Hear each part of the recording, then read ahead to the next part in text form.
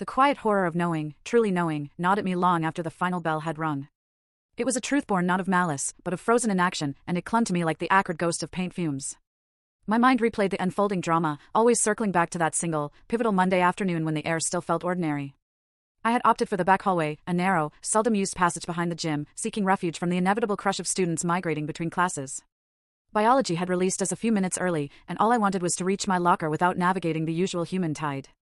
That's when my path intersected with Kevin Davies, the principal's son. He stood by the gym's side entrance, the one with the perpetually rusty frame and the reputation for being sealed shut.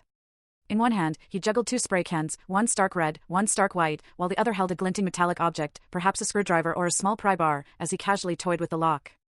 A low, careless laugh escaped him, aimed into his phone, utterly oblivious to his surroundings, or to me, hidden momentarily by a stack of dust-laden wrestling mats. He looked like he was reveling in a private joke, absorbed in his own audacious mischief. My breath caught, but only for a second. He never saw me. I simply kept moving, a ghost slipping past a moment of transgression, and rounded the corner toward my locker. The insistent chime for fourth period was already threatening to break the calm. A little over an hour later, the building's routine shattered. A low murmur escalated into a collective gasp, then an agitated din that filled the school. I found myself pressed against the cold bleachers in the gym, the fresh, chemical tang of spray paint burning in my throat, when the double doors at the far end burst open. Principal Davies' voice, sharp and laced with an unshakable authority, sliced through the rising chaos before his figure even fully materialized. What happened here? Kevin was already there, crouched beside Mr. Jensen's faculty locker, his movements almost theatrical, as if performing for an unseen audience. Red paint dripped like grotesque crimson tears down the face of the scoreboard, while shards of glass crunched beneath an unknown shoe near the basketball hoop.